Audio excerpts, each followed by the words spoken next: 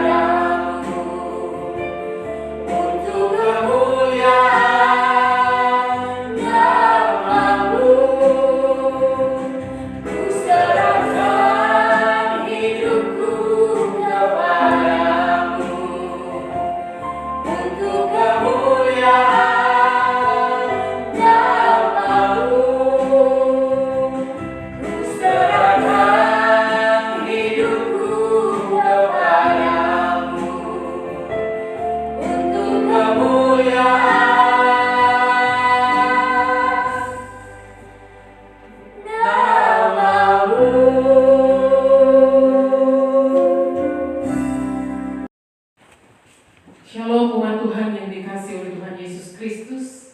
Kita bersyukur kepada Tuhan kalau kita boleh ada di minggu terakhir di bulan Juni. Anugerah Tuhan cukup bagi kita untuk menjalani hari-hari kehidupan kita, sehingga kita boleh ada di minggu yang kudus mulia yang Tuhan boleh beri bagi kita, di mana kita boleh dapat beribadah kepada Tuhan, memuji, meninggikan dan memuliakan nama Tuhan. Kita sudah memuji-puji Tuhan, tiba saatnya kita akan bersama-sama mendengarkan kebenaran firman Tuhan. Untuk itu, mari kita berdoa, minta kekuatan hikmat daripada Roh Kudus, supaya kita boleh mengerti, memahami kebenaran firman Tuhan ini, dan kita dimampukan oleh Tuhan untuk mengerjakan dan melakukannya dalam kehidupan kita. Mari kita berdoa.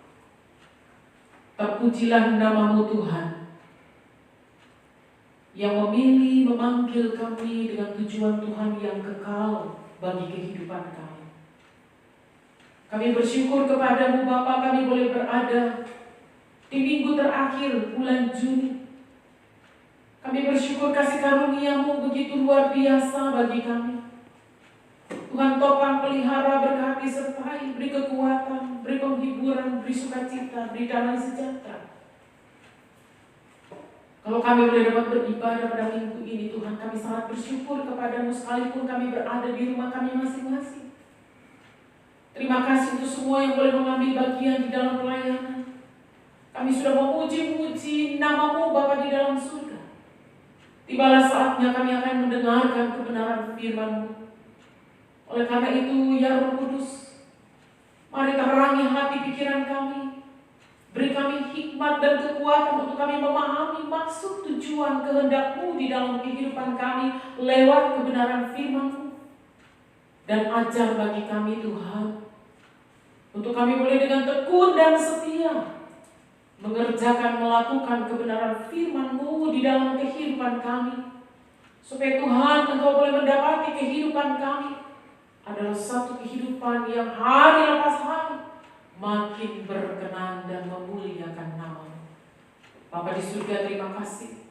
Abdi-Mu yang penuh dengan segala kelemahan keterbatasan ini, di dalam nama Yesus mari Engkau pakai, agar supaya Tuhan, setiap perkataan yang keluar dari mulut bibir anak-Mu ini Tuhan adalah firman Tuhan yang boleh membangun, memberi kekuatan, memberi semangat, memberi sukacita, menegur dan menasehati setiap kami.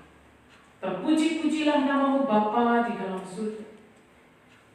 Dengan hati yang terbuka kami siap menyambut kebenaran firman di dalam Kristus Yesus Tuhan. Kami sudah berdoa. Amin. Bapak, Ibu, dan Saudara yang dikasihi oleh Tuhan Yesus Kristus, 4 minggu berturut-turut kita sudah merenungkan bagaimana kesaksian Stefanus. Nah, kita masuk di minggu terakhir di bulan Juni ini, di dalam kesaksian Stefanus yang kelima, yang terakhir. Karena itu bersama-sama mari kita membuka kebenaran firman Tuhan di dalam kitab Kisah Para Rasul pasal yang ke-7. Bersama-sama kita akan membaca ayat yang ke-46 sampai dengan ayat yang ke-53 dari teks firman Tuhan ini. Demikianlah firman Tuhan berkata, Daud telah mendapat kasih karunia di hadapan Tuhan, dan ia memohon supaya ia diperkenankan untuk mendiri suatu tempat kediaman bagi sesembahan Yakub. Tetapi Salomonlah yang mendirikan sebuah rumah untuk Tuhan. Tetapi Yang Maha Tinggi tidak diam di dalam apa yang dibuat oleh tangan manusia, seperti yang dikatakan oleh Nabi. Langit adalah takhtaku dan bumi adalah tumpuan kakiku. Rumah apakah yang akan kamu dirikan bagiku? Demikian firman Tuhan. Tempat apakah yang akan menjadi perhentianku? Bukankah tanganku sendiri yang membuat semuanya ini? Hai orang-orang yang keras kepala dan yang tidak bersunat hati dan telinga, kamu selalu menentang Roh Kudus, sama seperti nenek moyangmu, demikian juga kamu.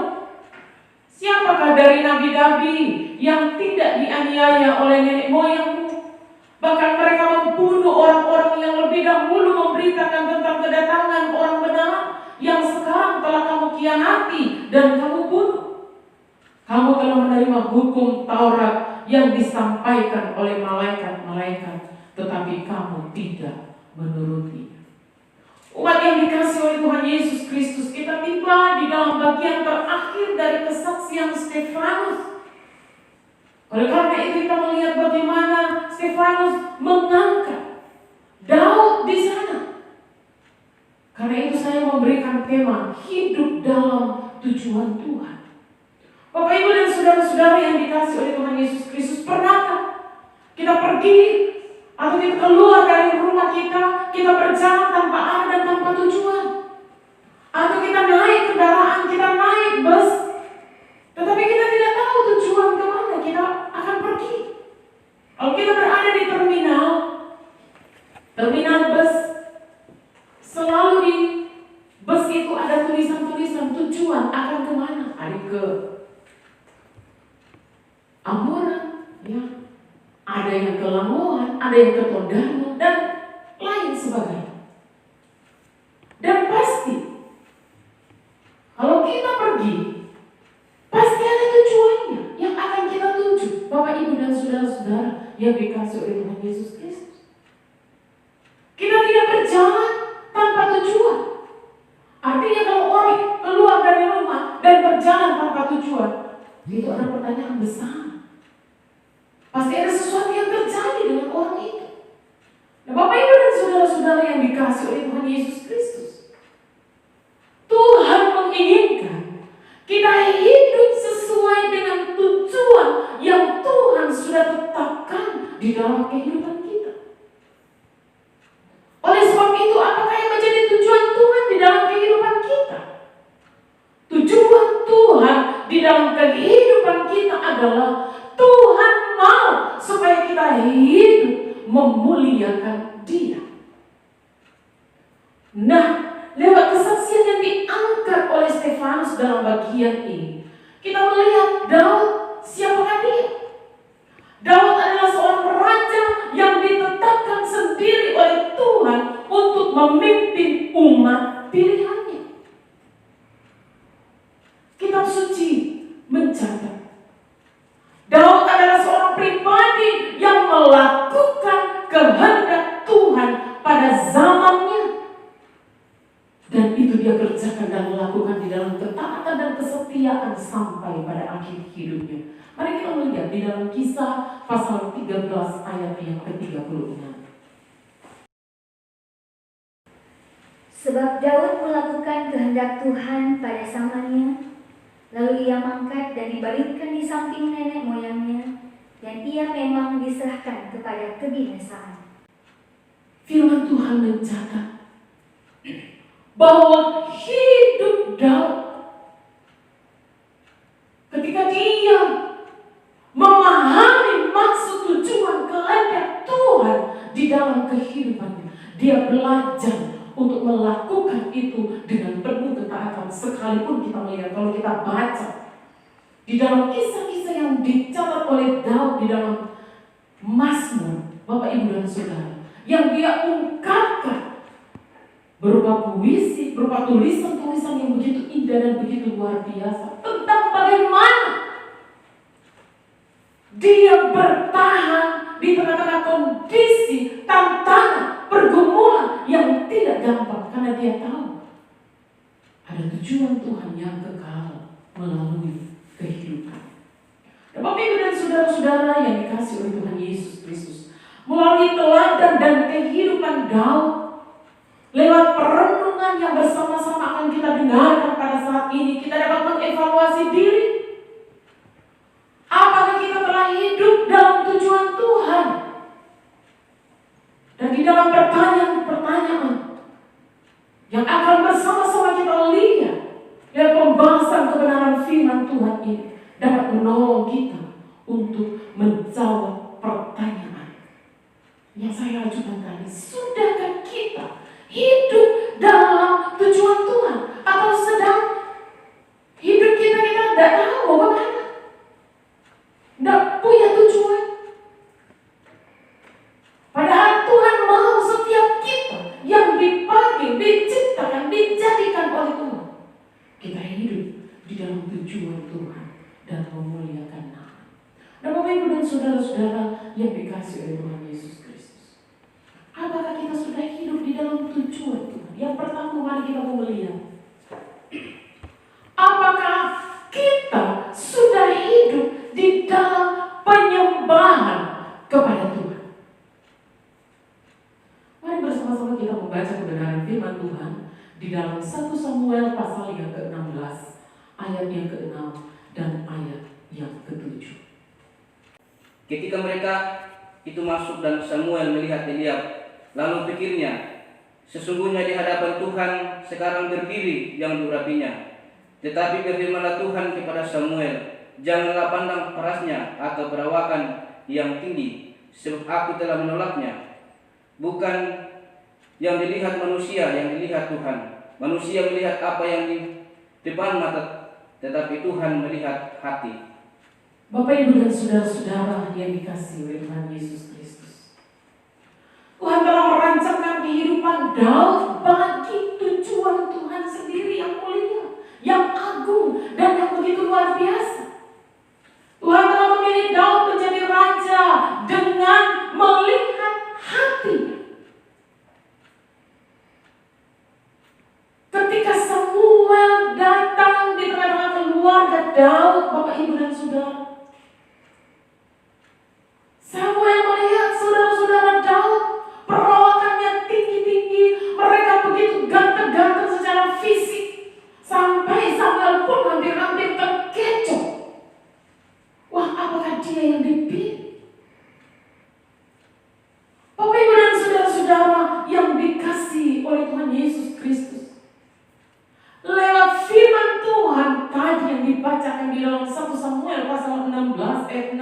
ayat yang ke-7.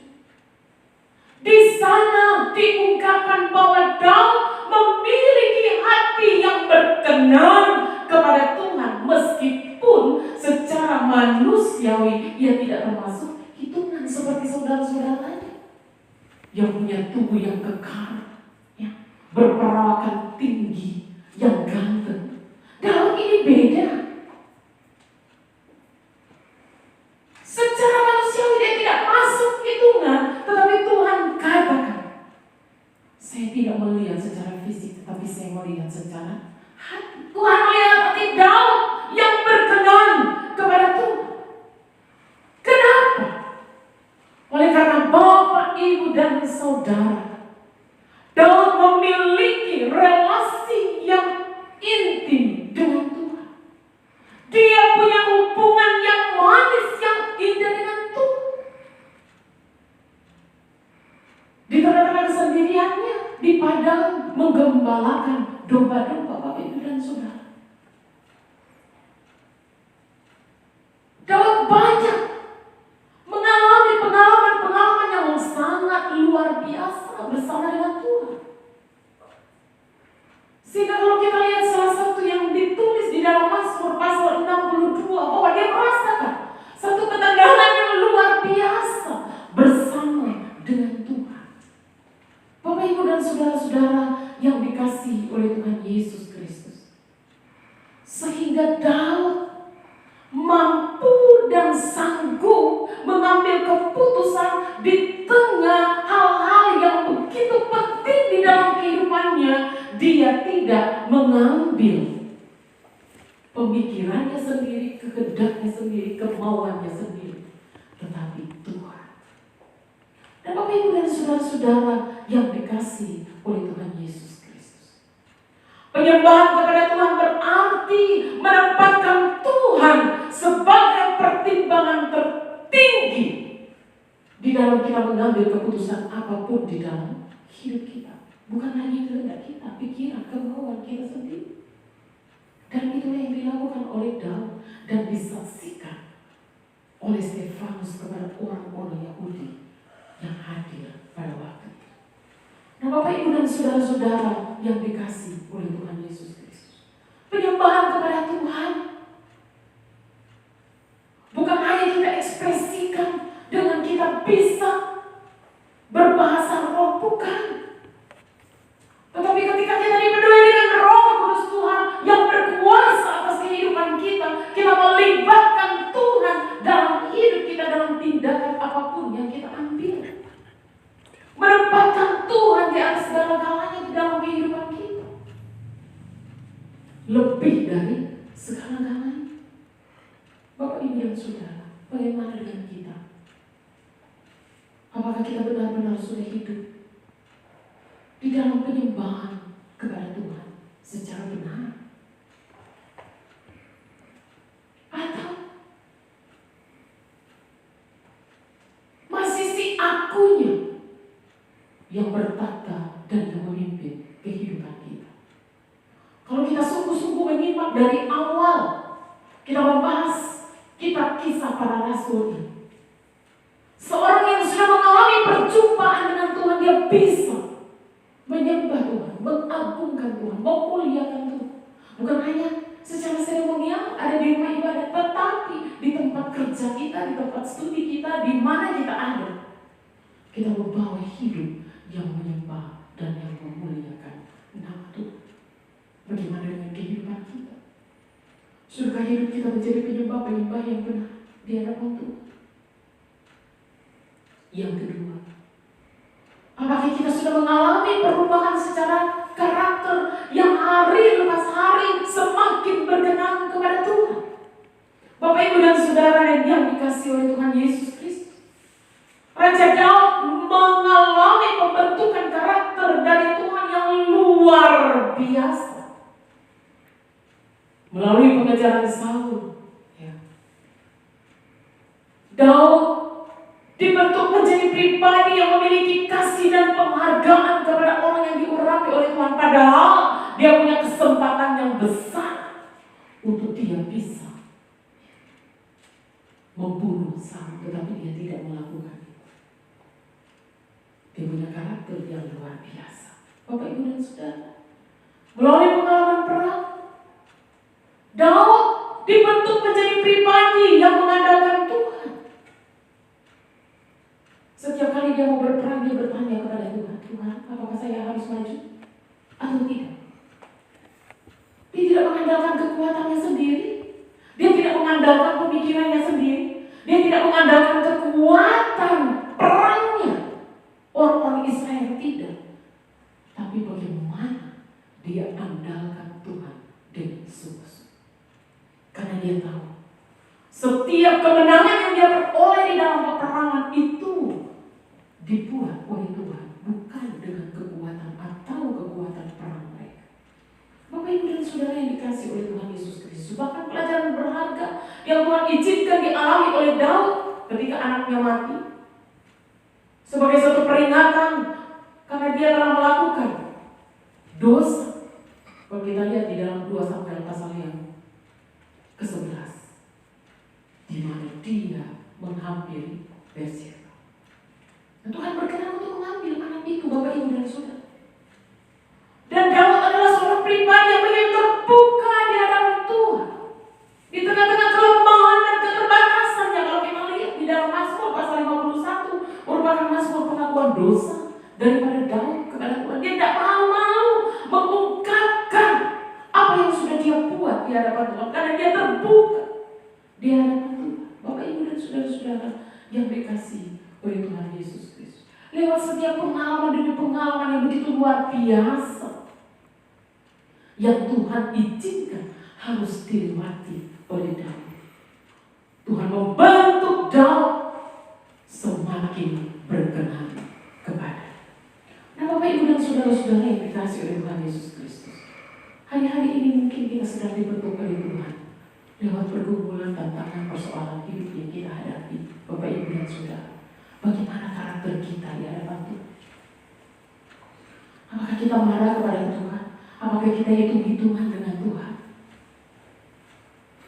Bapak, Ibu, dan Saudara, justru Tuhan mau membuat pengalaman-pengalaman yang indah di dalam kehidupan kita lewat tiap pergumulan, hal-hal yang pahit mungkin yang kita rasakan. Tetapi justru di sana Tuhan mau membentuk karakter kita untuk makin berkenan dan memuliakan Tuhan. Kemudian yang ketiga, apakah kita telah rela untuk mengambil bagian di dalam pelayanan? Bapak, Ibu, dan Saudara, Daud telah mengambil bagian dalam pelayanan sejak masa mudanya. Daud melayani Tuhan dengan permainan kecapinya, ya. Kalau kita bisa lihat di dalam 1 Samuel pasal 16 ayat 14 sampai dengan ayat yang ke-23. Dan kemudian Daud melayani di Yerusalem selama 33 tahun dan di Hebron selama 7 tahun. Bahkan hingga akhir hidupnya Daud memberikan apa yang ada padanya. Dia berikan kepada Tuhan secara khusus di dalam pembangunan bait suci. Itu kita bisa lihat di dalam 1 Tawarik pasal 29 ayat 1 sampai dengan ayat yang ke-9. Bapak, Ibu, dan Saudara, melayani Tuhan berarti memberi diri bagi Tuhan dalam segenap aspek kehidupan kita. Melayani Tuhan berarti juga memberi diri, tenaga, waktu, bahkan sampai kepada materi. Bukan mempergunakan pelayanan untuk memenuhi kebutuhan kehidupan kita. Ada banyak yang terjadi. Bagaimana dengan kita? Bapak, Ibu, dan Saudara, lewat bagian firman Tuhan ini kita diajak, Bapak, Ibu, dan Saudara, memberi diri bagi Tuhan, karena hidup kita ini pun adalah milik dan kepunyaan Tuhan. Kita tidak punya hak atas hidup kita. Yang punya hak atas kehidupan kita dan segala sesuatu yang Tuhan percayakan, yang kita nikmati, yang kita punya saat ini adalah punya Tuhan dan milik Tuhan.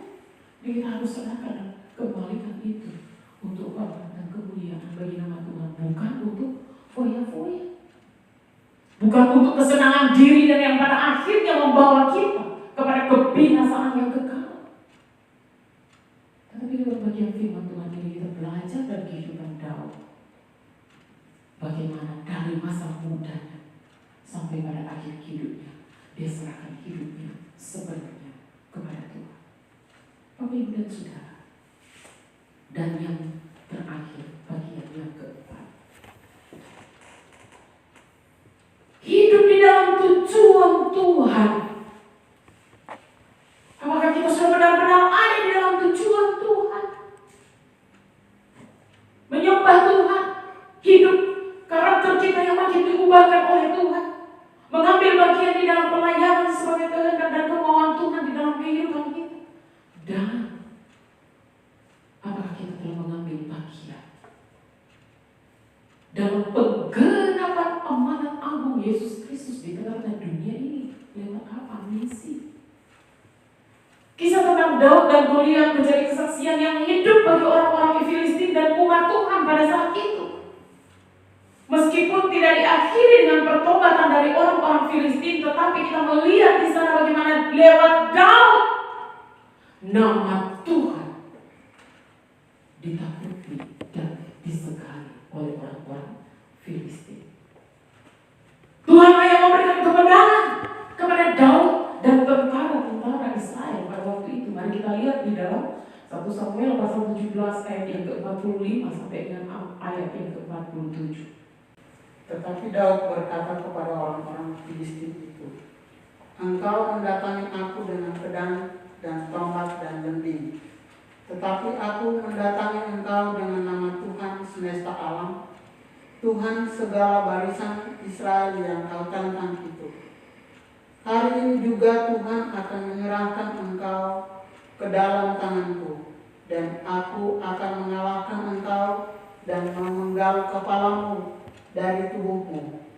Hari ini juga aku akan memberikan mayatmu dan mayat antara orang Filistin kepada burung-burung di udara dan kepada binatang-binatang liar, supaya seluruh bumi tahu bahwa Israel mempunyai Tuhan, dan segenap umat ini tahu bahwa Tuhan menyelamatkan, bukan dengan pedang dan bukan dengan lembing, sebab di tangan Tuhanlah pertempuran, dan Ia pun menyerahkan kamu ke dalam tangan kami." Kita melihat di sana bagaimana Daud dengan begitu berani berdiri dan berkata bahwa Tuhanlah yang memberikan kemenangan kepada orang-orang Israel, dan Tuhan yang berkuasa atas seluruh bumi. Bapak, Ibu, dan saudara-saudara yang dikasihi oleh Tuhan Yesus Kristus, Daud membawa nama Tuhan dalam pergumulannya, dan dia tahu bahwa setiap kemenangan yang dia peroleh dan umat Tuhan itulah Israel, bukan karena kekuatan tentaranya, bukan karena Daud yang terlatih berperang, bukan, tetapi Tuhan yang memberi kemenangan. Kehidupan Daud bersama Tuhan menjadi referensi bagi semua raja Yehuda maupun Israel. Sehingga di sana dikatakan seperti Daud bapa leluhur. Ini menunjukkan bahwa Daud menjadi saksi atau ia telah berperan dalam misi Tuhan bagi dunia. Nah, Bapak, Ibu, dan saudara-saudara yang dikasihi oleh Tuhan Yesus Kristus, apa yang disaksikan oleh Stefanus kepada orang-orang Yahudi pada waktu itu dengan mengangkat kisah dan kehidupan Daud untuk mengingatkan mereka, kenapa hati kamu begitu keras? Kenapa hati kamu begitu menolak Tuhan? Kenapa hati kamu tidak mau dibentuk? Padahal Tuhan punya tujuan yang mulia, yang memanggil dan yang menyelamatkan kamu lewat menyerahkan diri. Tetapi Bapak, Ibu, dan Saudara, lewat teks yang kita baca, kita melihat bagaimana orang-orang ini menolak Tuhan, tetapi Stefanus tetap berdiri teguh di dalam Tuhan, menyaksikan Injil Yesus Kristus. Kalau kita membaca kisah ini Bapak Ibu dan Saudara, Stefanus tidak gentar sedikit pun, ya, sampai pada akhirnya nanti kita akan bahas minggu depan di dalam pasal 8 ayat yang pertama tentang bagaimana Stefanus pada akhirnya dibunuh sebagai martir demi Injil Yesus Kristus. Bapak Ibu dan saudara-saudara yang dikasihi oleh Tuhan Yesus Kristus, hidup yang menyenangkan hati Tuhan harus dimulai dengan hati yang diserahkan kepada Tuhan melalui kelahiran baru, kemudian memelihara persekutuan dengan Tuhan, hari lepas hari doa, baca Alkitab, baca firman Tuhan, supaya Bapak Ibu dan Saudara kita makin hidup diperkenan oleh Tuhan. Perubahan karakter dapat terjadi melalui banyak hal yang Tuhan izinkan. Ada masa-masa sulit seperti yang kita alami sekarang ini. Bagaimana? Apakah kita sedang menyalahkan Tuhan, menyalahkan situasi, menyalahkan keadaan, atau kita bersyukur kepada Tuhan? Hidup adalah kesempatan untuk melayani Bapak Ibu dan Saudara. Melayani berarti berbuat dan memberi sesuatu. Apa yang kita punya, yang itu pun adalah milik dan kepunyaan Tuhan yang harus kita kembalikan dan kita persembahkan kepada Tuhan. Hidup kita adalah surat yang dibaca oleh semua orang yang ada di sekitar kita. Karena itu saudara, kita menjadi saksi Tuhan, menjadi surat-surat yang terbuka bagi orang-orang yang ada di sekitar kita, sebagaimana kisah hidup Stefanus. Dia tetap menyaksikan Tuhan yang hidup, yang dipuji, disembah, ditinggikan, diagungkan oleh segala suku-suku bangsa yang ada di muka bumi ini, termasuk kita. Bapak Ibu dan saudara-saudara yang dikasihi oleh Tuhan Yesus Kristus, tempat yang terindah adalah tempat di mana yang sesuai dengan tujuan Tuhan bagi setiap kita. Di mana Tuhan menempatkan kita hari ini? Di tengah-tengah keluarga kita, di tengah-tengah usaha kita, pekerjaan kita, studi kita, pelayanan kita. Tuhan mau supaya kita makin bertumbuh. Tuhan mau supaya di sana kita makin menggali, makin melihat apa yang menjadi kehendak dan tujuan Tuhan di dalam kehidupan kita. Dan kita dengan penuh ketaatan dan kesetiaan mengerjakan dan melakukan itu supaya lewat hidup kita nama Tuhan saja yang dipuji, ditinggikan, dan dimuliakan. Kiranya firman Tuhan ini boleh memberikan kekuatan bagi setiap kita. Tuhan Yesus memberkati kita semua. Mari kita berdoa. Tuhan, terima kasih untuk kebenaran firman-Mu. Kalau Engkau mendapati kehidupan kami, Bapa di dalam surga, kami berjalan, kami melayani, kami melakukan segala sesuatu dengan kehendak, tujuan, dan kemauan kami sendiri, Bapa di dalam surga, bukan di dalam kehendak dan tujuan-Mu, Bapa. Ampunilah kami, Tuhan. Dan biar Tuhan Engkau membawa kami kepada jalan-jalan-Mu, kepada kehendak-Mu, kepada firman-Mu, kepada kemauan-Mu, Bapa di dalam surga. Meskipun Tuhan itu memang tidak gampang untuk kami lakukan dan kami kerjakan di dalam kehidupan kami, tetapi kami meyakini dan percaya tangan Tuhan yang perkasa itu yang menyertai dan memberkati, meneguhkan, menguatkan, memampukan setiap kami. Tuhan Yesus, terima kasih. Bapa di dalam surga, kami datang kepadamu membawa pribadi demi pribadi kami di hadapan-Mu, Tuhan. Tuhan sendiri tahu dan mengerti tiap-tiap pergumulan kami, umat-umat Tuhan yang ada di rumah dan setiap kami, Tuhan, yang ada di tempat ini, bersama-sama beribadah, memuji, meninggikan, dan memuliakan nama-Mu. Ya Tuhan, Engkau menolong kami, Bapa, agar supaya kami boleh dimampukan oleh Tuhan untuk berjalan di dalam kehendak-Mu. Bapa, terima kasih. Kami menyerahkan untuk setiap umat-Mu, Tuhan.